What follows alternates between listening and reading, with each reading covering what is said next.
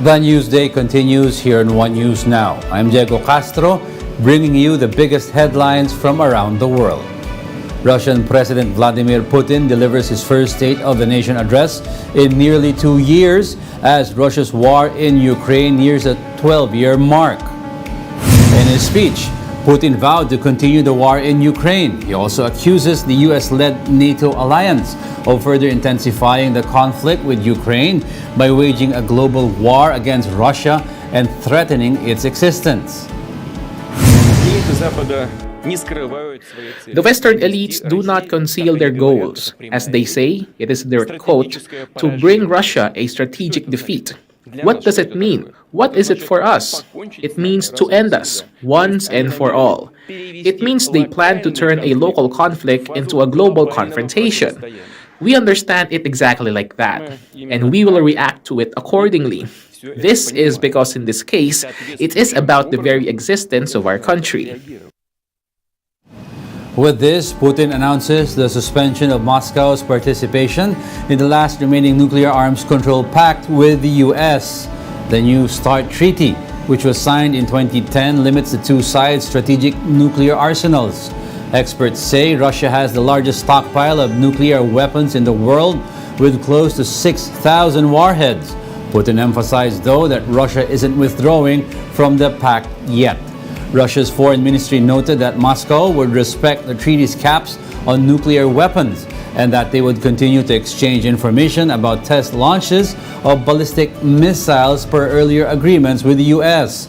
UN Secretary General Antonio Guterres responded by calling for Russia and the US to return to dialogue immediately, noting that, quote, a world without nuclear arms control is a far more dangerous and unstable one. They can't be stupid people. They want to deliver us a strategic defeat while sneaking into our strategic nuclear objects. Before resuming the discussion about this treaty, we must first understand what do such countries of North Atlantic Alliance, as France and Great Britain, aspire to, and how we will take these strategic nuclear arsenals into account. In the current situation, Russia's Ministry of Defense and Rosatom must ensure that Russia is ready to test its nuclear weapons.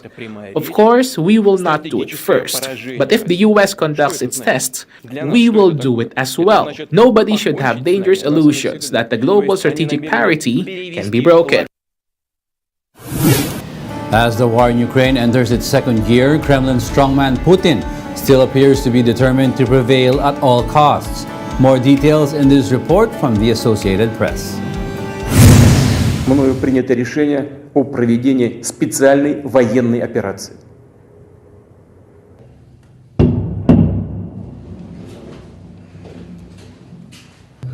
А второй что стоит за ним?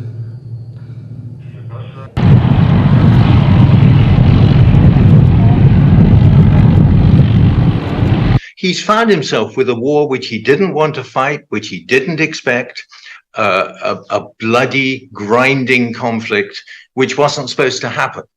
And the West showing much more unity, much more solidarity among themselves than he'd expected, sanctions being much tougher.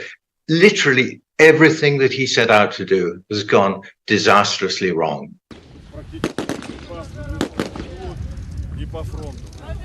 А где работал? Инспектор город.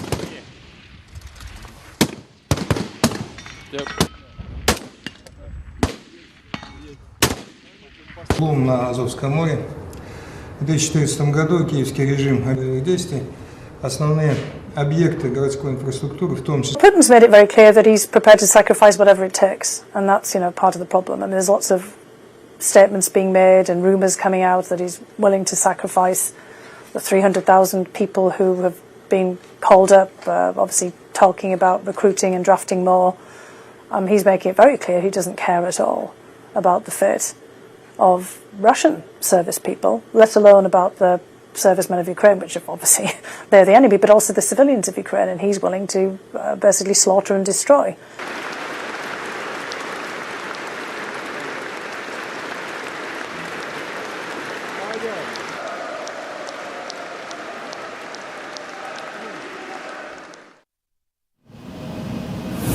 Miles away from the war in Europe, China says it wants to play a role in ending the conflict between Ukraine and Russia. China says it could continue to urge peace talks and provide, quote, Chinese wisdom, as Beijing was concerned that the war could escalate further. China also called on relevant countries to, quote, immediately stop adding fuel to the fire and stop shifting blames to China. This despite China providing strong political backing for Russia in its invasion of Ukraine. China has also refused to condemn Russia's atrocities against Ukrainian civilians and strongly criticized Western economic sanctions against Moscow. We'll be back with more stories after the break. Keep it here in One News.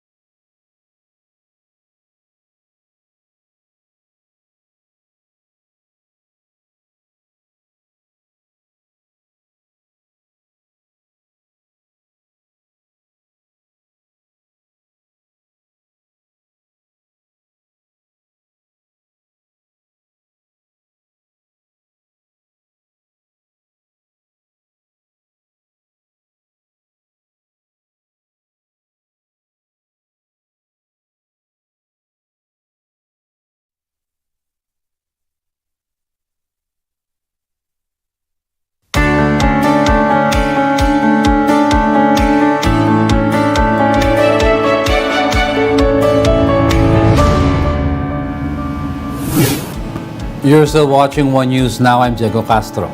A Seoul-based human rights group warns of radiation risks from groundwater in North Korean cities near an underground nuclear test site. The Transitional Justice Working Group says tens of thousands of North Koreans could be exposed to radioactive materials spread through the groundwater. Many outside experts have also raised concerns over potential health risks from contaminated water. However, North Korea denied leaks of harmful materials past nuclear sites.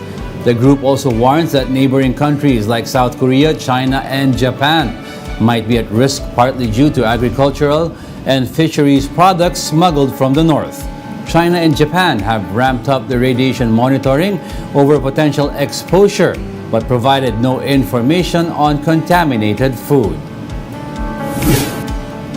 Another earthquake in Turkey has brought more trauma and loss among victims. Turkish authorities said 6 people were killed due to the magnitude 6.4 tremor that hit the country's Hatay province.